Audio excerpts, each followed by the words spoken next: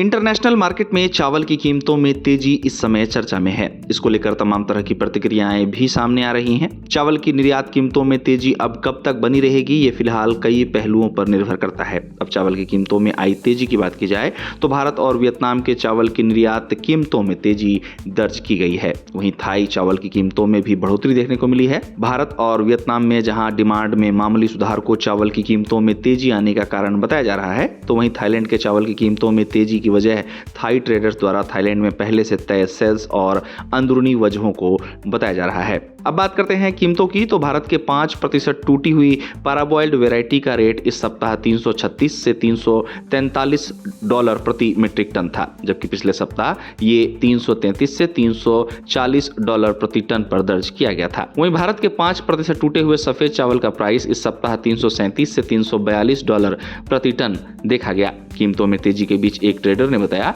कि खरीदार भारत के चावल की तरफ जा रहे हैं, क्योंकि थाईलैंड और वियतनाम के मुकाबले भारत से सप्लाई काफी सस्ती है। जहां वियतनाम का 5% टूटा हुआ चावल $410 से $415 प्रति टन पर ऑफर किया गया है, जो एक सप्ताह पहले $395 से $400 प्रति टन पर रहा था। इसी बीच वियतनाम के हो ची मिन सिटी के एक ट्रेडर ने बताया कि डिमांड बढ़ रही है, जबकि घरेलू सप्लाई में कमी देखी जा रही है। आपको बता दें कि इस महीने की शुरुआत में वियतनाम ने फिलीपींस के साथ इस मार्केट में 1.5 मिलियन टन चावल एक्सपोर्ट करने की डील की है, जिसकी डिलीवरी अगले साल अप्रैल तक होनी है। बता दें कि वियतनाम के साथ फिलीपींस की चावल डील को मार्केट के लिए मोटे तौर पर फिलहाल पॉजिटिव माना जा रहा है। अब वियतनाम के चावल निर्यात पर ध्यान दिया जाए तो वियतनाम के सरकारी कस्टम डेटा के आंकड़े बताते हैं कि वियतनाम द्वारा मई के पहले 15 दिनों में 4,72,099 टन चावल एक्सपोर्ट किया गया था, जिससे इस साल अब देश का कुल चावल शिपमेंट बढ़कर 3.85 मिलियन टन हो गया है। वहीं थाईलैंड का 5% टूटा चावल $440 से $465 प्रति टन पर इस सप्ताह रहा, जो कि पिछले सप्ताह $415 प्रति टन पर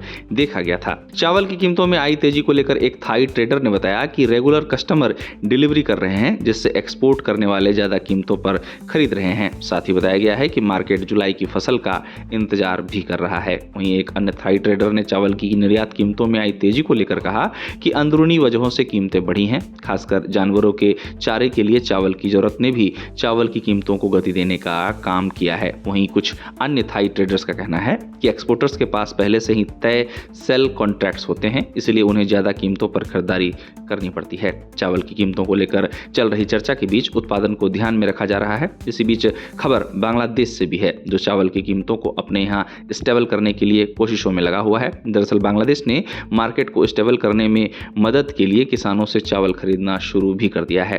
बांग्लादेश में इस समय चावल की कीमतें पहले के मुकाबले ऊंची बनी हुई हैं, क्योंकि मानसून से पहले हुई भारी बारिश ने बांग्लादेश में 2 लाख मीट्रिक टन से ज्यादा चावल की फसल को बर्बाद करने का काम किया है। अब हालिया बाढ़ से बांग्लादेश में फसल को हुए नुकसान के बाद बांग्लादेश सरकार ने निजी कंपनियों को लाखों मीट्रिक टन पैराबॉइल्ड चावल आयात करने की अनुमति भी दी है। इससे भारतीय चावल निर्यातकों को लाभ होने की उम्मीद है। इसके अलावा Bangladesh Pakistan, Thailand, Myanmar, Vietnam जैसे देशों से भी चावल का आयात करता है। अब बांग्लादेश से पहाड़ियों से हुई बारिश और अचानक आई बाढ़ के बाद चावल का कुल नुकसान बांग्लादेश में लगभग 2 लाख मीट्रिक टन होने का अनुमान लगाया जा रहा है, जिससे बांग्लादेश में होलसेल दुकानों में चावल की कीमतों में पिछले 3 से 4 दिनों में चावल की कीमतों में 2 से 5% प्रति किलोग्राम की बढ़ोतरी देखने को मिली है। बताया जा रहा है कि इस बढ़ोतरी के कारण इसका असर घरेलू मार्केट में भी जल्द देखने को मिल सकता है। बांग्लादेश में अब नई सरकार है, जिसके सामने देश के चावल की खपत की पूर्ति करने का जिम्मा है। चावल की बात की जाए तो बांग्लादेश में चावल खाने का अहम हिस्सा है। चावल की कीमतों में बढ़ोतरी